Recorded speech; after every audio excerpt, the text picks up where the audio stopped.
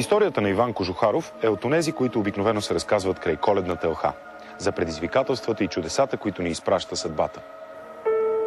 Скалите винаги са били повратна точка в неговия живот.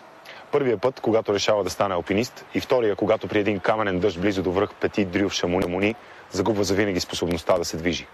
Въпреки това, миналата година изкачи връх Мон Блан. Здравейте, аз съм Петър Мелтев, а вие сте с другата България.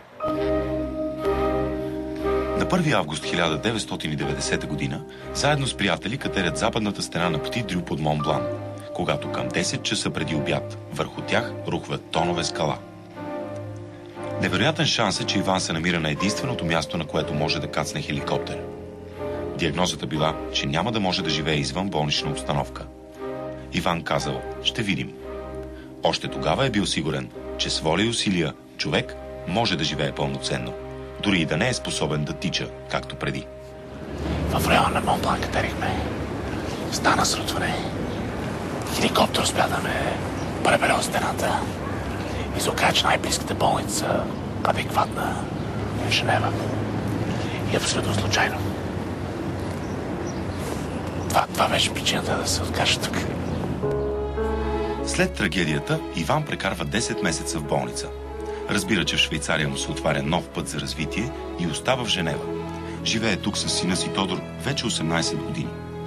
Първите 8 се занимава с компютри и освен английския и руския, които вече знае, овладява френски и немски.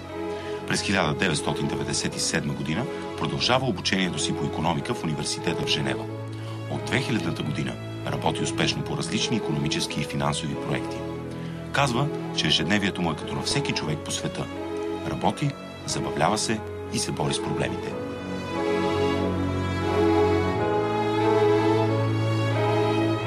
Миналата година, с помощта на приятели, той посрещна слънцето на Мон Блан дю Такюл.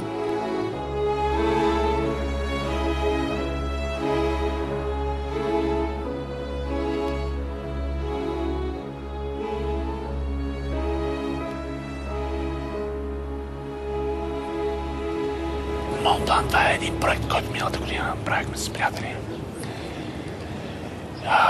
Алпинист фактически аз пострадах преди 17-18 години. Но намерихме начин с моите приятели и колеги алпинисти да продължаваме да се катериме.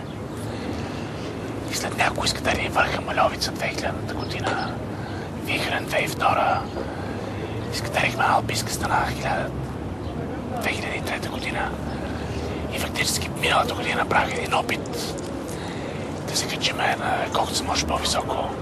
Осъществихме и качихме на Мон Блан дю Такюл 4248 метра. Катерене, цепнатини, въжета. Беше много добро. И като предизвикателство, и като преживяване. Рекорд, то няма рекорди тук. Това не е място, където се поставят рекорди планината. По-скоро, не, знаете ли, това беше една идея, едно предизвикателство към всички. Просто, както преди се събираме, катериме, малко по-трудно, с малко повече логистика. Това е едно от нещата, които може би така дават стимул човек да върви напреде. Било то професионално и било то спортно. Важно е човек да си поставя предизвикателство. В Женева и околностите има доста българи, но всеки живее със собствените си проблеми, работа и задължения. Това кара Иван и няколко негови приятели през 1998 да създадат организацията Войводите. А Женевският Гергьовден, който те организират, вече привлича сънародници от Франция и немска Швейцария. Макар и далеч от родината, те организират събития с чисто българска атмосфера и се опитват да поддържат традициите ни. И Войводите, фактически това е една група пак приятели. От преди 10 година се събрахме и си казахме, защо да направим нещо българско, при положение, че няма чак толкова. И фактически първото събиране на Войводи беше точно преди 10 години, 98 година. Събрахме се 15 човека на брега на езерото и сядахме на Агне. И лека по лека направихме традиция, контакти, познати. И последното събиране на Войводи, това беше на 11 май. Фактически това е едно традиционно събиране по случай Гергьовден. Имаше повече от 200 човека. И фактически вече се знае в Женева околността, в немската част на Швейцария. Държиме връзка, събира и правим едно българско събитие за Женева и за околностите. Като не само за българите. Швейцарци, французи, който се интересува от българите, от българските традиции, добре дошъл. В Швейцария е много лесно да се излекуваш от балканския трагизъм. Тук хората са истински равнопоставени. И столът е просто един допълнителен проблем за решаване. Далеч не е единственият. За разлика от България, в Швейцария работната среда е достъпна и колишката не пречи на човек да работи и да се реализира. Сега нещата тук има няколко нива за това нещо. От към инфраструктура нещата са много добре направени, но това не е просто нещо, което съществува. Това е направено и това е резултата на еволюция, в която е продължение 15, 20, 30, 40 години. Има лобиране, има отделяне на средства, има запознаване на обществото с проблемите на тези хора. И това, което виждаме в момента, достъпен градски транспорт, достъпни учреждения, тротуари, гладки скосявания. Това е резултат на всичко това. Нямам никакъв проблем да се придвижа от точка А до точка Б. Мога да го направя или пеша, нямам проблеми, или с специализиран транспорт, автобусчета, или дори с градски транспорт. Просто това е... Към тази страна съм абсолютно спокоен. Изобщо не се чувствам дискриминиран, няма защо. Работата тук е стола няма никакво отношение към работата. И дори той няма никакво отношение в отношенията ми с работодателя. Това може да представлява някаква може да прави механични проблеми, достъп или нещо друго, но към качество на работа, към компетенции, това е вторична. След толкова години в Швейцария, Иван продължава да я преоткрива. Сериозното отношение към детайлите прави живота по-сигурен, казва той, а хората по-уверени.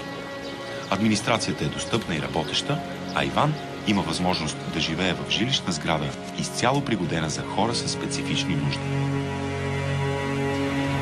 Швейцария е една прекрасна страна. Фактически това беше как да го формулирам, едно невероятно откритие за мен. Значи, говориме за една пълна свобода, голяма свобода. За първи път аз видях, че центъра на всичко, което става в този живот е човек, а не е системата. Един невероятен респект, отговорност, неща, които просто си допаднахме. От двете страни си допаднахме много добре. А дали системата помага на хората, които се трудат, които се раздават, които се инвестират? Да, тя помага. Системата не помага да се остане, но системата помага на отворените хора, на хората, които върват напред и искат да се развиват. Иван смята, че за швейцарците не може да се говори с клишета. Не може да има обобщен образ. Ако трябва да ги определя швейцарците, по най-простия начин би казал респект към човека отсреща, лична отговорност и свобода. Аз се базирам на моите наблюдения. Това е моята гледна точка, базирана на моя опит. Това, което до сега съм установил, това са несериозни хора, които са леко резервирани. Но в момента, който те усетят сериозно отношение, сериозен човек отсреща, просто няма проблем. А и там не би казал, че нещата са делът на швейцарец, на не швейцарец или на някакъв на афганистанец или на българин. Там няма чак толкова значение. Човек е това, което е като продукт, като комуникация, като резултат от работа, като всичко.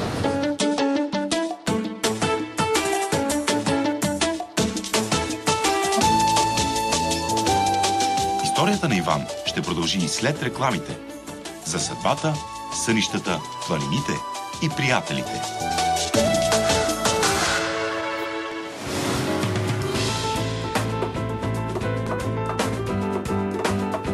Иван Кожухаров е най-известният българин в Швейцария. Икономист, алпинист и създател на организацията Войводите. Според него в Швейцария наистина много се работи. Точността не е мит, а начин на работа и отношение към живота.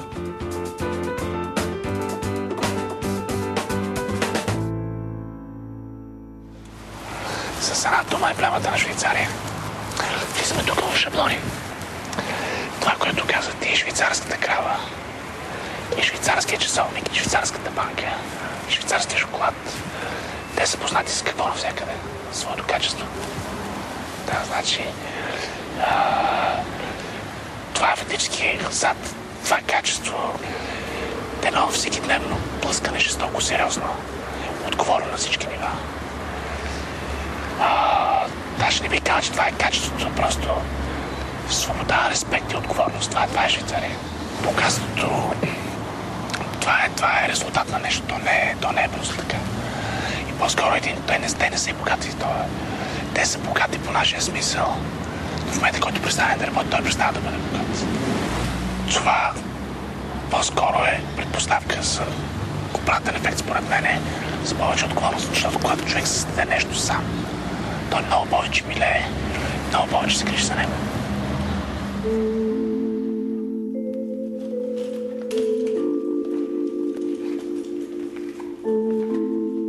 Имах навряден шанс да открия тази държава. Не, че нещо ме държи, но това е на много интересно място в живота, обществото. Човек, значи това спокойствие, което е на повърхността, в основата е една постоянна борба. Но същевременно човек е свободен да избира какво да прави, как да го прави. И същевременно има възможността да го направи, ако има желание. И фактически това е може би това, което най-много ме привлича, тази свобода и същевременно тази отговорност, която иска от всеки човек, за да може да прави нещата, както той да върви напред.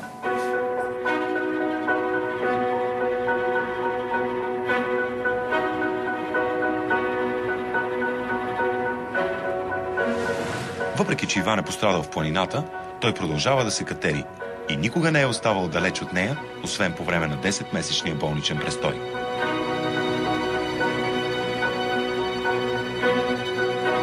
Това е една опасна дейност. Знаеме последствията какви са. Знаеме цената. Всеки дневно не плащаме. Много мои хора са си отишли. Просто човек е наясно за какво става това. Стават и такива неща за нещастие. Но това не е причина аз да се опърна, защото планината не е. А и всъщност по-скоро аз трябва да черпа и да съм щастлив, че успяхме да си смъкнем, тъй като това беше наистина страхотно срутване, което спасихме кошата по един невероятен начин.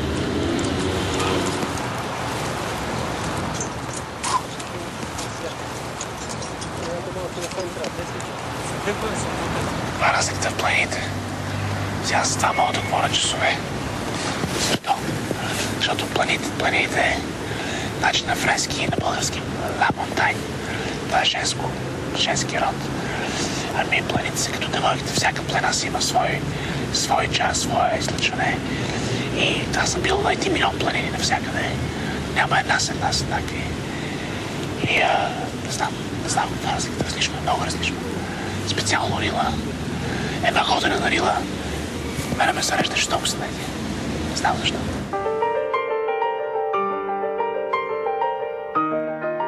В България не се връща толкова често, колкото му се иска. Липсват му изключително атмосферата, споровете с баща му за история и Витоша. Не се впечатлява от нашите проблеми, защото много добре ги знае. Боклуците, непочтените отношения, високомерието на администрацията.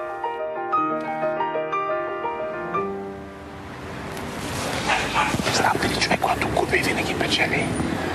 Аз много случаи съм имал, когато човек губи, нали, без да печели. Това, което човек може би успява да спечели, е по-скоро опит и разбиране и отношение към някои работи. Защото примерно един човек, който никога не е имал несполука, който винаги е успявал, той има един опит и е много подходящ принос. Обаче един човек, който си чупил няколко пъти, посех главата. Има друг опит. И аз бих спрял втория човек. Така че човек, когато губи нещо житейско, житейска битка, нещо примерно това, което се случи с мене, ако е интелигентен, може много да спечели, да разбере много неща, които просто могат. Винаги може да е много по-лошо, а винаги може да е по-добре. Голяма степен зависи от нас. Някой път не зависи нищо от нас. И дори 100% да дадеш, дори 200% да дадеш.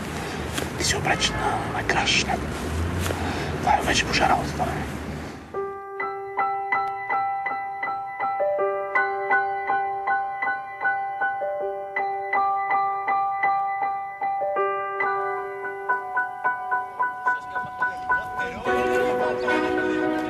Иван казва, че както всеки човек, и той има положителни и отрицателни качества. Но това, което има в повече, е увереност. Тя е плод на житейския му опит. Най-добрият пример за приложението на житейската му философия е синът му Тодор. Той е на 20. Учи, работи и винаги намира време да поспори с баща си. Иван смята, че са отличен екип, въпреки че рядко се разнежва пред момчето. Това, което аз най-много ценя в мен, това е страхотното издържам на всичко.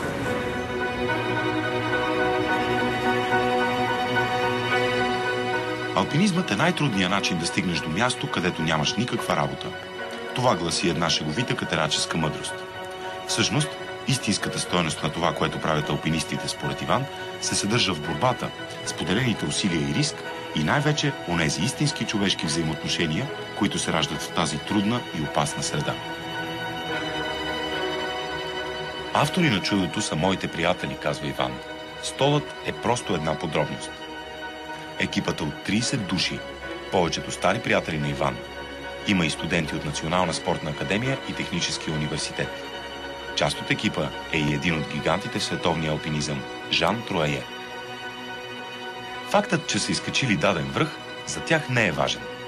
И все пак, зад гърба им са Мальовица, Вихрен, отвесната стена на куклата в Рила и Мон Блан дю Такюл – 4248 метра.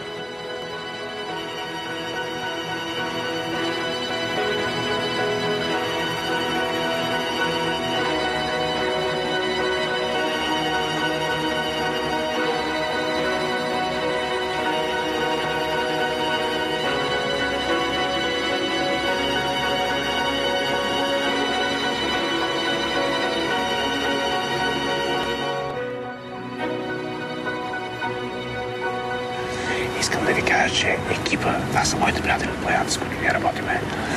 Това са едни железни хора, на които мога да се разчита във всичко. И фактически те са двигателя и те са основният елемент в тези изкачвания, които продължаваме да ги правиме. И тук използвам вашия микрофон да им кажа много огромно благодаря на всички, които сме катерили до сега и да се стягаме за следващите катерения. Това са невероятни хора.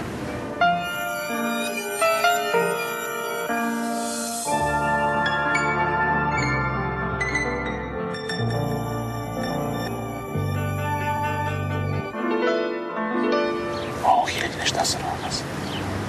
Катера по различни планини с различни приятели. Много често. Катера истинско. С пустини, подвеси и така нататък.